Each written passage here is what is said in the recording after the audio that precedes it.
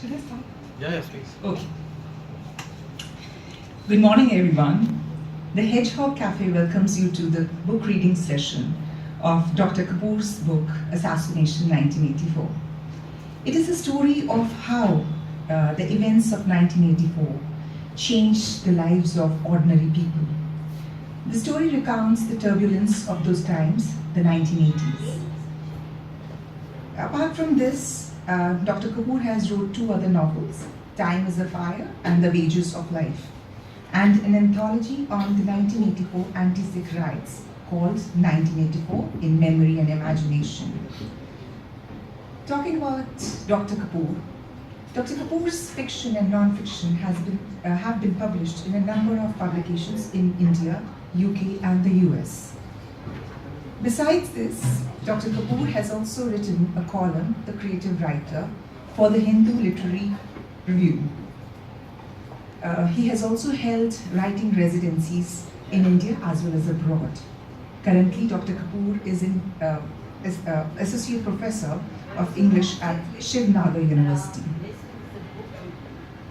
He has his short stories have been shortlisted and longlisted in a lot of international literary competitions, and including the Commonwealth Short Story Prize.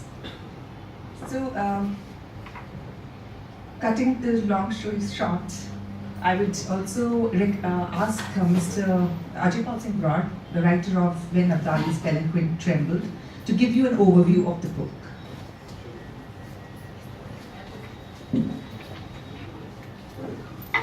Good morning, ladies and gentlemen. Navjot has already given you a brief about Dr. Kapur. The book talks about the assassination of 1984 and the Holocaust or the genocide or riots which happened post that. Holocaust, genocides, carnages have been an integral part of human development. As humans evolved, these kept on happening. We find references to genocides as back as in biblical accounts also. They will continue to happen, and humans have not learned. Rather, with the technology coming in and with the identities being formed at various levels, we see that they are happening at even bigger and bigger scales. Probably Jewish Holocaust and then programs against, then we had 1947, we had riots and whatnot. And as humans compete for resources, as they have thirst for hegemony, these will keep the riots and genocides will keep on occurring. What is missing in every analysis that we do of any genocide or any riots or any carnages is that we generally come down to numbers. That so many thousand killed, so many women raped, so many houses burned. What we miss out in this is that is it just the numbers, or is it that this event started on a particular date and ended on a particular date? What happened? Those people who died, those women who were raped, they were small universes. Those houses were small universes where they had those lives, their joys, their happiness, their pains, their sufferings. We forget all that. And the continuum of sufferings which that generations or those people continue to go through is not even discussed. Everything is dropped down to mere numbers. A Jewish German philosopher, Hannah Arendt, has given a very nice phrase to it. It's called banality of evil. Turning evil into a trivial number. That's banality of evil. When she discussed in a paper, in an article, Eichmann in Jerusalem. Eichmann was a Nazi perpetrator of crimes. He was a common man. He was a bureaucrat, and he was executing the Jewish Holocaust as almost with a bureaucratic efficiency. We found that happening in India also. We found that women like Maya Kodnani or men like Jagdish Titler, they were commoners. Dr. Kapur's novel also brings about this thing, which shows that how we find that he doesn't talk about numbers. He talks about how it impacted the common man, how their lives were impacted, how the trauma of 84 impacted what we can say, Hasda Khedda Parivar got into this kind of a thing. Apart from that, how a normal bus driver who is probably God-fearing in his day-to-day life, when he sees a Sikh, he turns almost devilish. So, is it how us old Subedar, who probably would have loved his country, who would have given his life to this country, turns into a militant recruiting person? So how these events, when religion invaded the privacy of homes, when religion invaded their daily lives, how it impacted? It's probably he has tried to shift that evil from trivial. He has tried to bring out the pain that families, that people suffered. He has also tried to bring out the fault line which emerged between Hindus and Sikhs, or probably with all religions as it emerges. I have lived in Delhi about in late 70s and early 80s. Delhi was a nice place. I have my own experience is that I studied in a school in Kolami Public School. It was sort of an oasis in fresh air in polluted Delhi. And we lived in a place called Jodhpur Hostel, and off and on we would go to Connaught Place and visit Bangla Sahib once in a while. That Delhi was a place which I loved. I had probably grown up among those people. I could communicate with my friends, I could feel at home with it. I remember in 1983, early morning we left that place. We came over to Punjab. My further education was in Punjab. And while I was leaving, when I crossed ITO Bridge or the DDA building, I felt that it was with a heavy heart. I felt that I should come back to this place. I did come back to that place. It was almost a little less than a year to a decade. It was in '92 as an employee of a company. But this Delhi was different for me. Was I radicalized? Was I a different man having studied in Punjab? Or was this Delhi alien to me? Those very friends with whom I could communicate or chat so freely, today their talks, their friendships seem alien to me. Delhi seemed like it was not a place. Those shady trees were not good enough for me. And I left Delhi, this time again after about 4 months or so. And this time not with a heavy heart. Moment I alighted from a train in Chandigarh, early morning, it was like fresh air for me. So, was this fault line just a manifestation of some older fault line, or was it these fault lines will keep on emerging as religion overpowers other identities? That is how he has put it beautifully in his book.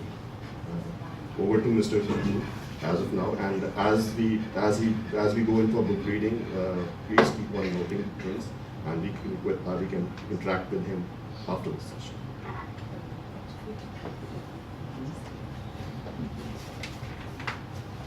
So that was Mr. Brar's story about Delhi, and he being my brother, I have also seen Delhi in the 1980s.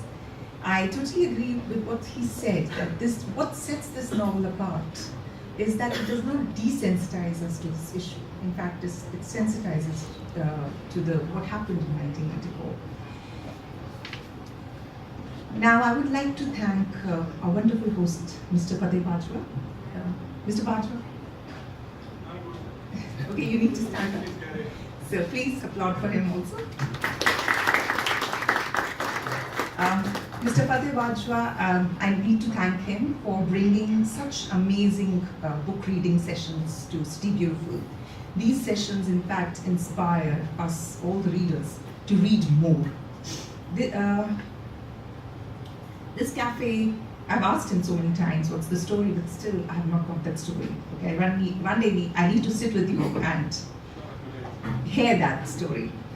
So with the books covering the walls and the aroma of coffee, all pervasive in the cafe, I think this is a book lover's dream come true. The couches, they beckon at you, come, sit on us and read. It's everything a reader or a book lover could ask for in this beautiful city.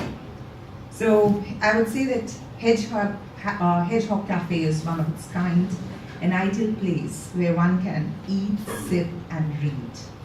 Thanks once more. And now I would like to invite Mr. Kapur, Dr. Kapur, to start with the book reading. Hello. I'll just sit down if you don't mind. Can you hear me, everyone? First of all, a big thank you to everyone, to Mr. Brar, to Navjot, to Mr. Fateh Bajwa for making this possible, and of course to everyone here who has come out on this wonderful Saturday morning.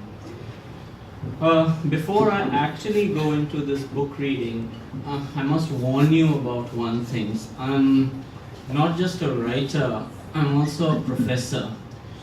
And that's a potent combination because professors anyway like to lecture and drone on. And if they're writers, they tend to do that even more. So I'll begin, so rather than jumping, so I guess you'll have to bear with me on this one issue because I would like to give a short preamble about before I sort of jump into the book and the book reading itself. You see, one of the things is that when I was telling people that I'm writing a book on the 1984 anti-Sikh riots, and even now, the first question I get asked is, are you a Sikh? And there was a time when it used to actually depress me a bit because it said that because the underlying premise is if you care about 1984, you should be a Sikh, which tells you how much identities in our country or in our culture have blurred out the humanist aspect that has come, and we live in times where that's even more prevalent than it was, I guess, when myself or Ajaypal were growing up in the late 70s or early 80s, in Delhi. And it came to a point where while I was writing it, I even crossed my mind, should I be writing a book on 1984? But then a lady for whom I have a lot of respect, the Punjabi writer Ajaypal, she said, "Tu likh." So I said, okay, ma'am, main likhta. So that was how it. Now, why 1984? Why should someone why care so much about 1984? There's the question. See, at the end of the day, I mean, every writer puts something of himself or herself into their book. You cannot be divorced from it, even if you're writing fiction. So what is it about 1984 that affected me as an individual? That I've not just written this novel about 1984, I've also put out an edited anthology about 1984, I've written short stories about it, I've written non-fiction pieces about it, all that stuff. And when I go back and look back at my life, I mean, I think for me personally, 1984 was a watershed moment. The reason is I was then in my mid-teens. I was studying in a Delhi school. I come from a military family. My father was an army officer. He was a refugee from Rawalpindi, settled down in Delhi afterwards. And I grew up in what was a very patriotic, sort of atmosphere, where you were brought up to believe in India and secularism and still that Nehruvian socialism that still survived the whole ideology in that day. And then you also grew up at that time, at that particular time. I mean,